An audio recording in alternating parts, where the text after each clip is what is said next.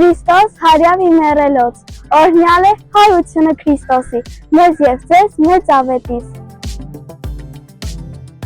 Ողջույն, ես Անգելինան եմ և այսօրվա իմ հաղորդումը յուրահատուկ է, այն նվիրված է Սուրբ Զատկի տոնին, ես կզրուցեմ հոգևորականի հետ և մենք միասին կպարզենք այս գեղեցիկ տոնի խորհուրդը։ Օրհնեցեք Տեր Հայր։ Աստված օրհնի, տեսնում եմ, ասա։ Կասեք ինձ, ինչ խորհուրդ ունի Զատիկը։ Զատիկ բառը առաջացել է զատվել բառից, այսինքն, եթե փորձենք վերլուծել, ինչը ինչից զատվեց, նշանակում է ուտիքից զատվեց պահքը, այսինքն մենք, երբ ամեն ինչ ուտում էինք, մենք զատեցինք ուտիքն ու պահքը, հրաժարվեցինք կենդանական կերակուրներից և պահեցինք պահք, զատվեց և դրա համար էլ կոչվում է զատիկ, զատել, բաժանել, ուտիկը պահքից բաժանել և բնականաբար զատիկը նաև Տիրոջ հարության տոնն է, զատկական տոնը, որ մենք տոնախմբում ենք և միմյանց ողջունում ենք, թե Քրիստոս հարյավ իմերելոց և օրհնյալ է հարությունը Քրիստոսի։ Իսկ ինչու են այդ օրը ձուն ներկում։ Ուրեմն նախ ձուն ներկում են կարմիր գույնի, շատ հատկանշական է, որովհետև երբեմն և շատ հաճախ մենք տեսնում ենք, որ կան շատ ընտանիքներում, որ տարատեսակ գույներով են ներկում հավքիթը և կարծես որոշակի իմաստով այդ իմաստը կորում է, որովհետև Քրիստոսի արյան թափած այդ գույնն է խորհրդանշում կարմիր գույնը, երբ ներկում ենք մենք հավքիթը, որովհետև հավքիթը խորհրդանշում է նաև երկրագունդը խորհրդանշում, չէ։ Իսկ ինչու են ձվերը կրվածնում։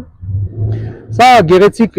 ժողովրդական ավանդություն է, որ ինչ-որ իմաստով նաև կապ չունի եկեղեցու հետ, իրար հետ հավքիթախաղ են խաղում, նաև նպատակ ունենալով տեսնեն, որ կողմը հաղթեց և որ կողմը պարտվեց, հոգևոր իմաստ չկա, հոգևոր բովանդակություն չկա,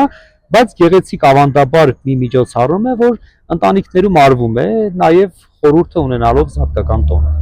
Իսկ ինչ ուտեստներ են դնում սեղանին և այդ ուտեստները ինչ են խորհրդանշում։ Զատկական տոնին էլի ավանդաբար ձևավորված որոշ ուտեստներ կան, ոչ միայն ուտեստների իմաստով, նաև ազգային պարերի, ազգային գեղեցիկ միջոցառումների, օրինակ այստեղ Սուրբ Աննա եկեղեցու բակում մենք ամեն զատկական տոնի ավարտին, պատարագից հետո ազգագրական մեծ խմբի մաս բազմող երիտասարդներ գալիս են և այստեղ ազգագրական մեծ պար երգ երաժշտություն է լինում և այդպես փառավոր կերպով մենք տոնախմբում ենք զատկական տոնը, այսինքն հոգևորին զատ միշտ զարգացում է ունեցել ավանդական մասը, ծիսական մասը, գեղեցիկ մասը, ժողովրդական մասը և այս իմաստով նաև բնականաբար զատկական կերակրատեսակներով, չամիչով փլավ, որ պատրաստում են բրինձ և չամիչ են լցնում մեջը և հետո նաև ձուկը, որ քրիստոնյաների խորհուրդն ունի, խորհրդանշում է քրիստոնեությունը, քրիստոնյաների խորհուրդը ձուկն են եփում դնում, ճրագալույցի պատարագի ավարտին երեկոյան ընտանիքով նստում են զատկական սեղանի շուրջ և միմյանց Քրիստոսի Սուրբ Հարության ավետիսն են փոխանցում, շնորհավորում 50 օրեր շարունակ, որովհետև զատկական տոնը տոնախմբվում է 50 օրեր։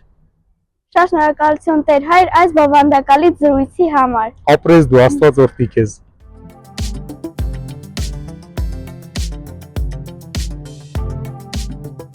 Ասեմ, որ շատ բովանդակալից զրույց ստացվեց, թե ինչ բոլորիս ուրախ Զատիկ, ստեսյուն։